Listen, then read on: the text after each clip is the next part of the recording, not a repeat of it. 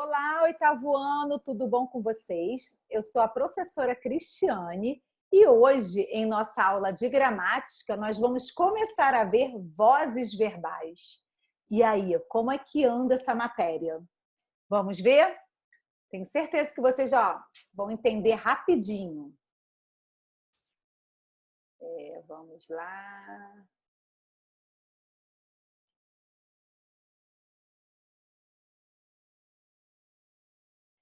Então vamos. Olha só, vozes verbais. São as formas como os verbos se apresentam na oração a fim de determinar se o sujeito pratica ou recebe a ação. Elas podem ser de três tipos: ativa, passiva ou reflexiva. Então vamos entender as vozes verbais. As vozes verbais são três, turma, preste atenção.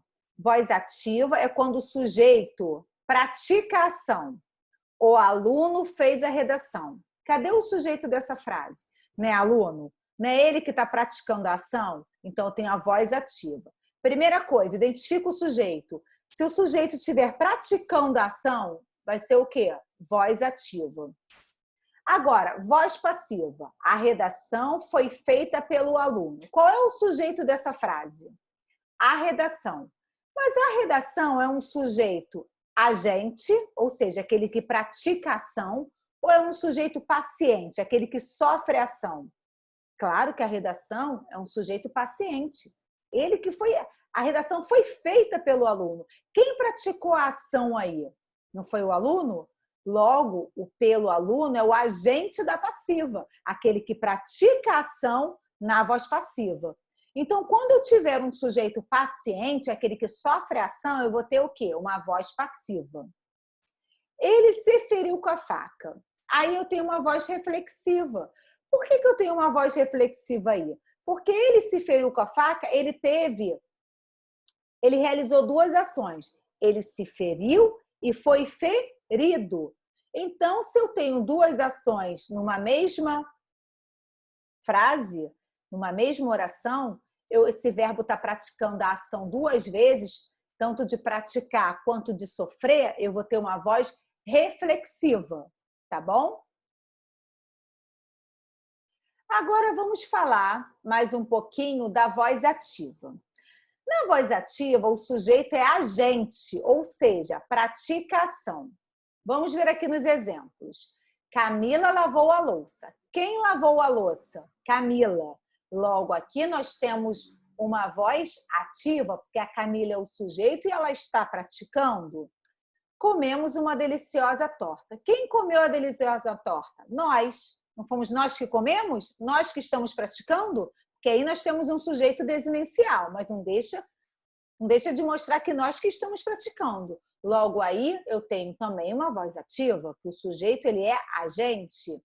José está feliz. Quem que está feliz? José. Sujeito agente, ele que está praticando. É o estado dele. Eles correrão pela rua. Quem correrá pela rua? Eles. Eles aí que estão praticando. Logo, eles também, sujeito agente. Se o sujeito for agente, aquele que pratica a ação, eu tenho uma voz ativa. Voz passiva. Na voz passiva, o sujeito é paciente.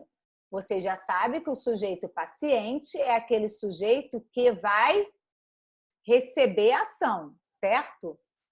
A louça foi lavada por Camila. Qual é o sujeito aí, turma? A louça, muito bem. Se a louça é o sujeito, ela está praticando ou ela está sofrendo? Ela está sofrendo a ação. Logo, eu tenho um sujeito paciente. Logo aí, eu tenho uma voz passiva.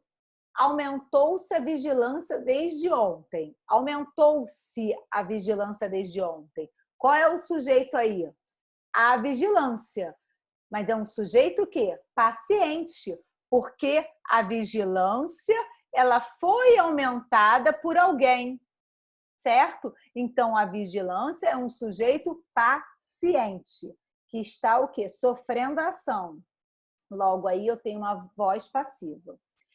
Agora, prestem atenção. A voz passiva, ela pode ser de dois tipos. Voz passiva analítica e voz passiva sintética. Vocês vão aprender as duas na nossa próxima aula. Aqui, ó, vou dar só vou fazer um breve comentário. A louça foi lavada por Camila é uma voz passiva analítica, tá? E aumentou-se a vigilância desde ontem é uma voz passiva sintética. Agora, maiores explicações na próxima aula sobre esse conteúdo.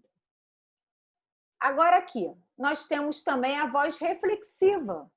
Na voz reflexiva, o sujeito é agente e paciente ao mesmo tempo, uma vez que ele pratica e recebe ação. Marina se penteava no jardim. Se ela se penteava, ela praticava a ação de se pentear e sofria. Logo aí, voz passiva reflexiva.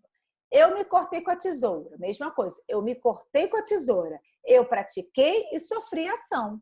Logo, voz reflexiva. Agora eu vou falar mais um pouquinho com vocês hoje sobre a formação da voz reflexiva. Como que é formada a voz reflexiva? Aquela em que o sujeito pratica e sofre a ação. Ela é formada por verbo na voz ativa, pronome oblíquo, me, te, se, nos, vos, que serve de objeto direto ou, às vezes, de objeto indireto e representa a mesma pessoa que o sujeito. Olha ali. Machucou-se todo com a bicicleta. Ou seja, ele se machucou todo com a bicicleta. O verbo está na voz ativa, que ele que se machucou. Mas ele é o sujeito, não é? Ele está praticando e está sofrendo. Logo aí eu tenho o quê? Uma voz reflexiva.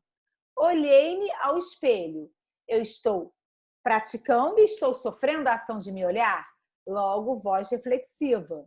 Sofia e Lucas se amam. Aí eu também tenho a voz reflexiva.